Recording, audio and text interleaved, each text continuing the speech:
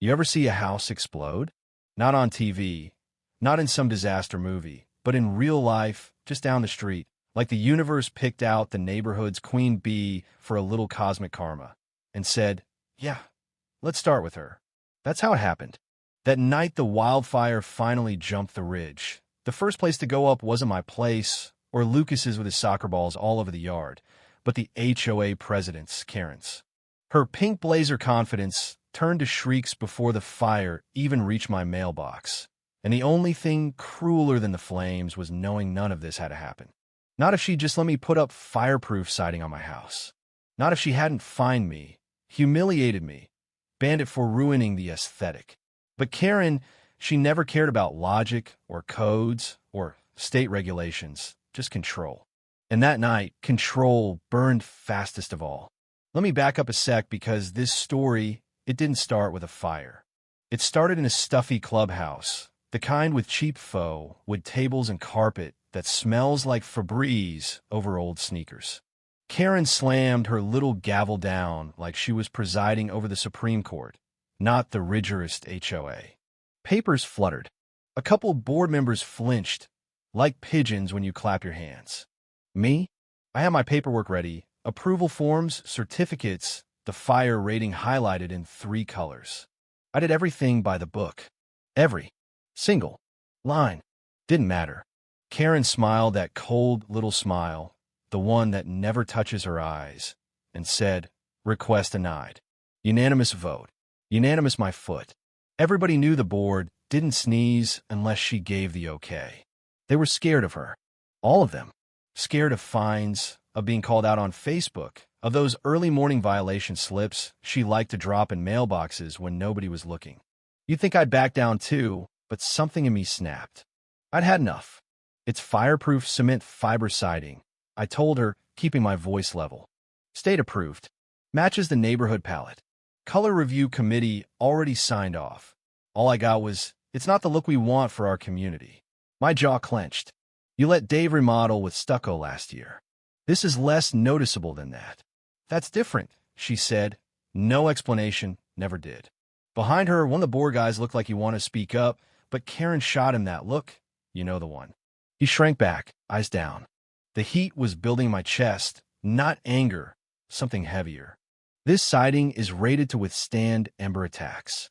Wildfire season's getting worse. We're the first in the fire path if the wind shifts. Oh, please, Karen waved her hand. Wildfires are miles away. Nothing's reaching Ridgerist. I stared. You can't guarantee that. I don't have to guarantee anything, she said. I just have to maintain aesthetic harmony. Room went dead quiet. The kind of quiet you only get when everybody knows somebody's being a fool, but nobody wants to be the one to say it. She slid a yellow slip across the table, a violation already filled out. And since you already removed part of your old siding for your little test, you're in violation of Article 4A, unauthorized alterations. I took off 3 feet. For the inspection. Like you asked. She smiled, eyes sparkling with mean satisfaction. Nevertheless, $250 a day, until it's restored. I stared at her, then at the board, then at that slip, like she'd been waiting for a reason to punish me. Maybe she was. You know what I mean? Some people get drunk on authority. But here's the thing, I know fire. I know exactly how fast things can go bad. I serve on wildfire response teams before I ever moved here. Lost my first home to it. Still hear the roar when the wind shifts just wrong. I wasn't going to lose another house. Not to flames and not to a power-hungry HOA president. Walking home that night, the sky was already the wrong color, dusty orange, smoke in the air. Not enough to panic the neighbors, but enough to put a knot in my stomach. I could see Karen's silhouette in the clubhouse window, probably already drafting her Facebook post about maintaining standards. But as I walked, the frustration in me turned sharp. If she wanted to fight on paperwork and bylaws, I'd fight back. Every law, every code, every loophole. The first violation notice hit my mailbox before I'd even made coffee the next morning. 7 days to restore the original siding, the stuff that burned on my last house. 7 days or a lien. I looked up and down the street. Every house neat, tidy, matching, beautiful. And under all that vinyl and wood, A row of firebombs, just waiting for the next big wind. People walked by, waves smiled, clueless, oblivious. But the smell of smoke was stronger that morning, and the wind was shifting. Lucas caught up with me on the sidewalk. Good guy, mid-30s, father of two. Karen again? He asked, nodding at the envelope. I just shook my head. Denied the sighting, I said. His eyes went wide. That's insane. It's fireproof. Why would she? Doesn't match the look. He threw his hands up. So when a fire comes, we'll all burn pretty. I almost laughed, but I didn't have it in me. He lowered his voice. You told her about your old place? I shook my head. She'd just use it against me. She told the committee wildfire risk is exaggerated. That people like me are scaring folks. I clenched my jaw. I'm not scaring them. I'm telling the truth. Later, Marlene, my next-door neighbor, handed me her phone. HOA email blast. Certain homeowners attempting to install non-compliant materials, creating unnecessary panic about non-existent fire threats. Unnecessary panic. Non-existent threats. I muttered something unkind. Marlene just shook her head. I remember the photos of your old house, she said. I know why this matters. It meant something that at least one person did. That afternoon, the wind picked up. Ash started drifting down, just a little, but enough to dust the patio furniture. Karen strolled the block, tablet in hand, snapping photos of violations, while the sky behind her turned the color of bruised plums. She never looked up, never smelled the smoke, never noticed the nervous looks neighbors were finally starting to give her. Not that it would have mattered. But then, finally, someone listened. The county fire marshal. I'd called for an inspection. Didn't bother explaining Karen. Just asked for a pre-season ignition vulnerability assessment. The inspector showed up the next morning, silver-haired, all business. Winds pushed the Oak Valley fire south last night, he said. It's getting close. Karen spotted him, stormed over in her pink blazer, all huff and bluster. Ridgers doesn't need outside inspections. We handle safety internally. I'm the HOA president. He didn't blink. Ma'am, state codes supersede HOA rules. Her mouth hung open. He walked my property, pointed at the bare spot where the test strip was missing. You removed this by HOA instruction? Yes. He looked at Karen. You fined him for complying? She blustered. I handed him her email, written permission. He nodded.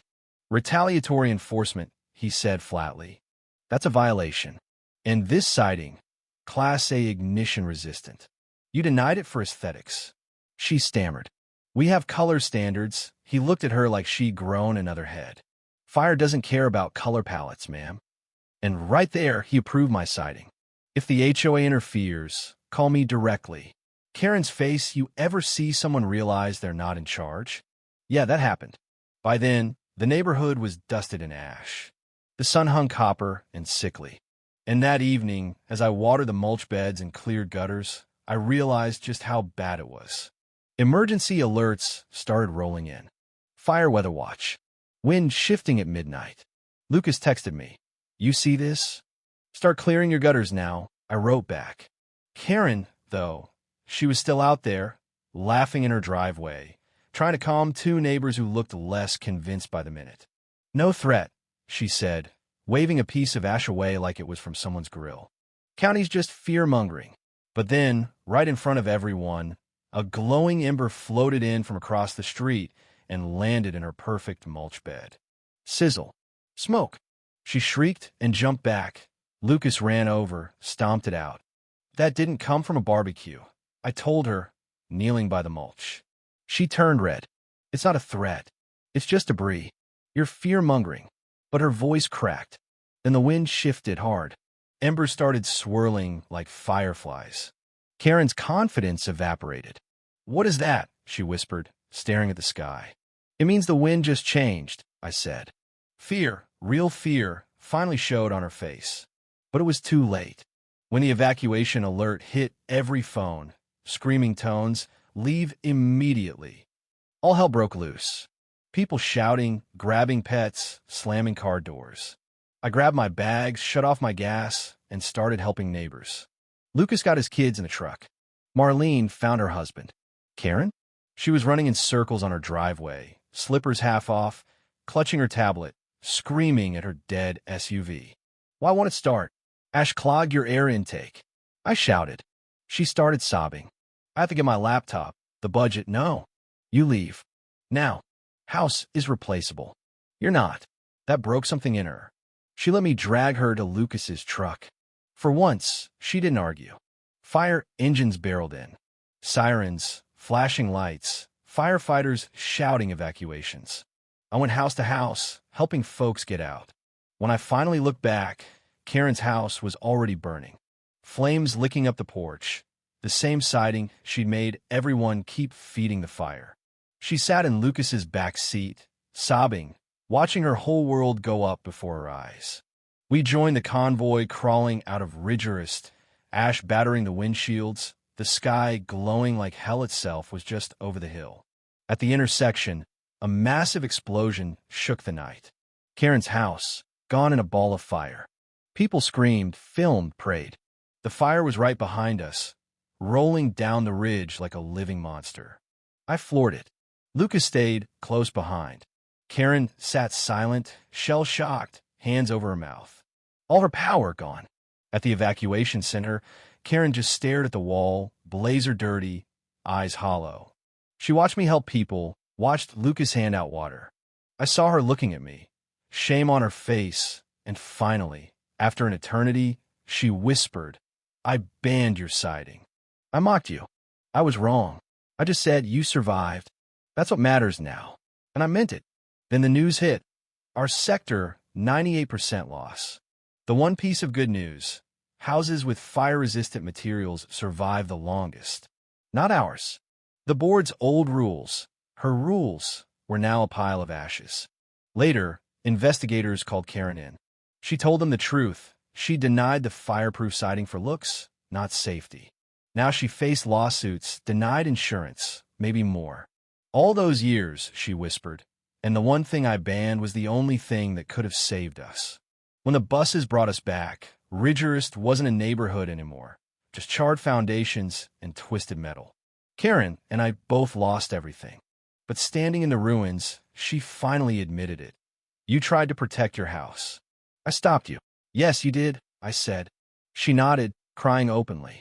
If you ever need help rebuilding, I'll volunteer. I owe you that. For the first time, she wasn't HOA Karen. She was just Karen, a neighbor, finally. Weeks went by. Recovery started. FEMA tents. Bulldozers. Neighbors who barely spoke before now work side by side. The old HOA collapsed. Karen stepped down, no speech, just walked away. When nominations opened, folks wrote my name in. I never wanted it, but I took it. Somebody had to make sure this never happened again. At our first meeting, I stood up and said, we rebuild. Not because the fire spared us, but because it didn't. We follow state fire codes. We use fire-resistant materials. We never trade safety for aesthetics again. And for the first time, every head nodded. Even Karen, sitting quietly in the second row. Months later, green shoots pushed through the ash.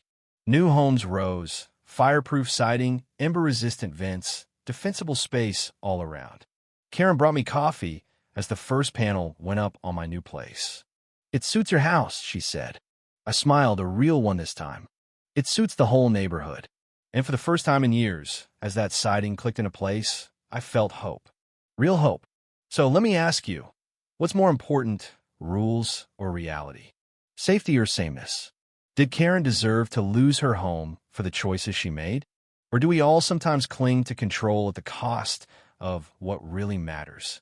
Drop a comment below. Tell me your story or your opinion. Because out here, we're not just rebuilding houses. We're learning, one hard lesson at a time, what it means to be neighbors for real.